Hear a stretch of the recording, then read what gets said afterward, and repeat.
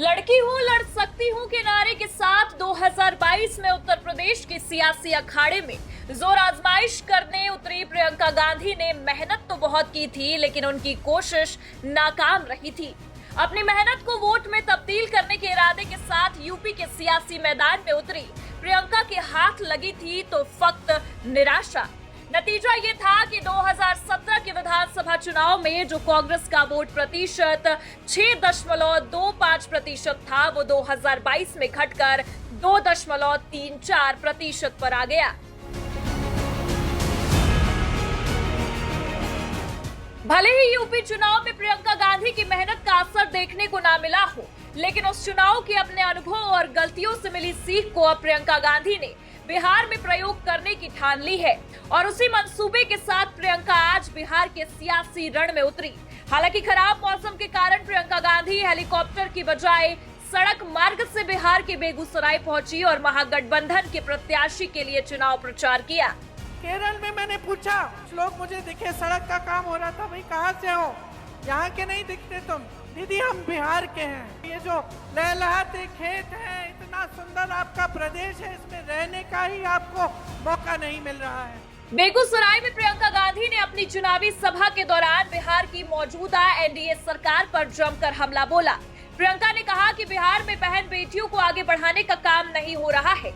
महात्मा गांधी ने बिहार की इसी धरती से संविधान के लिए लड़ाई लड़ी थी, लेकिन आज की सरकार संविधान पर कब्जा करने की कोशिश कर रही है। प्रियंका ने कहा कि 20 साल से यहाँ जो सरकार है वो आपका हक छीनना चाहती है। प्रियंका ने कहा कि संविधान ने आपको वोट करने का अधिकार दिया है। इसका मतलब ये है कि आप इस देश के नागरिक हो। सबका आधार यही है कि आप वोट देते हैं, लेकिन इसे कमजोर करने का काम नरेंद्र मोदी और भाजपा की सरकार ने किया। प्रियंका ने एनडीए सरकार पर आरोप लगाते हुए कहा कि बिहार में 20 साल से एनडीए की सरकार है और इस दौरान आपको कमजोर करने की साजिश की गई, आपको बांटने की साजिश हुई, जाति और धर्म के नाम पर आपको लड़वाया गया, साथ ही आपका ध्यान भटकाने के लिए रोज अलग अलग मुद्दा भी उठाया गया। हाल ही में बिहार के अंदर हुए एसआईआर का जिक्र करते हुए प्रियंका गांधी ने कहा कि मतदाता पुनरीक्षण कार्य के तहत बिहार के 65 लाख मतदाताओं के नाम काटे गए, आपको सारे अधिकारों से वंचित कर दिया गया और इस कारण आप सरकारी योजनाओं का लाभ नहीं ले पाएंगे। प्रियंका ने कहा कि आपके खिलाफ एक बड़ी साजिश रची जा रही है। इसके अलावा उन्होंने बिहार के अंदर बेरोजगारी का हवाला देते हुए कहा कि बिहार में नौकरियां नहीं मिलती है और रोजगार न मिलने के कारण यहाँ के लोग देश भर में पलायन कर रहे हैं। उन्होंने कहा कि केरल से लेकर कश्मीर तक बिहार से पलायन कर लोग मजदूरी कर रहे हैं। बिहार में नौकरियां नहीं मिलती, रोजगार नहीं मिलता। हाथ ऊपर करके बताओ कितनों को यहाँ पे रोजगार मिलता है? नहीं मिलता ना। देश भर में पलायन करना पड़ता है। मैंने केरल से लेकर कश्मीर तक देखा है कि बिहार से पलायन करके लोग जा रहे हैं। केरल में मैंने पूछा, लोग मुझे दिखे, सड़क का काम हो रहा था, भाई कहाँ से हो? यहाँ के नहीं दिखते तुम। दीदी हम बिहार के हैं। ये जो लहलहाते खेत हैं, इतना सुंदर आपका प्रदेश है, इसमें रहने का ही आपको मौका नहीं मिल रहा है। परिवार बट जाते हैं और परिवार यहाँ रहते हैं, गांव में खेती करने की कोशिश करते हैं। इन्होंने ये स्थिति बना दी है कि आपको खेती से भी आपकी कमाई नहीं होती। एक जमाने में आप खेती करते थे, आपकी अच्छी खासी कमाई होती थी। आज महंगाई इतनी है, हर चीज पे टैक्स लगा रखा है। एक जमाने में जो सरकारी नौकरी होती थी उसके लिए सब दौड़ते थे, सबको वही नौकरियां चाहिए होती थी क्योंकि उसमें पेंशन मिलता था, पूरे जीवन के लिए सुरक्षा मिलती थी।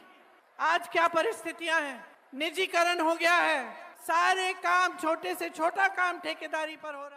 प्रियंका गांधी ने एनडीए के नेताओं पर तंज कसा। बता दें कि उन्होंने कहा कि एनडीए सरकार के बड़े बड़े नेता मंच पर आकर कहते हैं कि हम लोग 1 करोड़ रोजगार देंगे, लेकिन आप ये क्यों नहीं बता पा रहे हैं कि 20 साल में रोजगार क्यों नहीं दिया?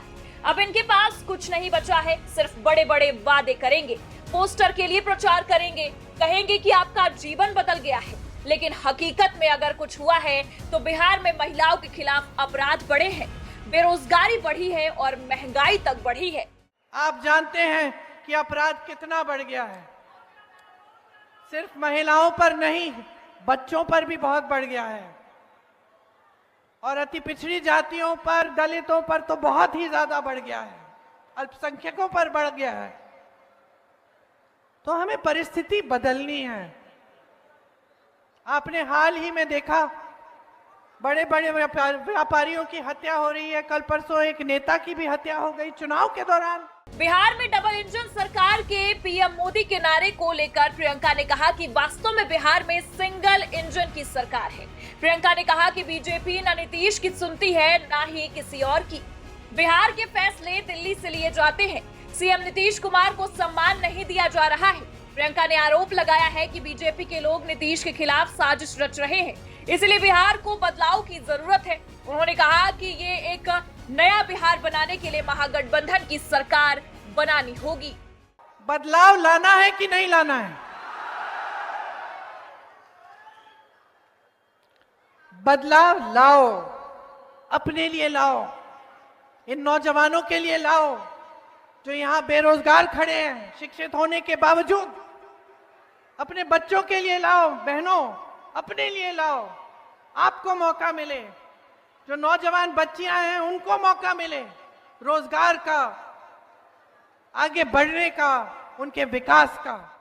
प्रियंका का बिहार में ये चुनावी हुंकार भरना सुर्खियों में तो काफी है, लेकिन इसी के साथ लोग यूपी में प्रियंका के प्रचार के बाद के नतीजों को भी खंगाल रहे हैं। फिलहाल ये देखना दिलचस्प होगा कि यूपी में रूठी प्रियंका की किस्मत क्या बिहार में उनका साथ देने वाली है। डेस्क रिपोर्ट, आज की खबर।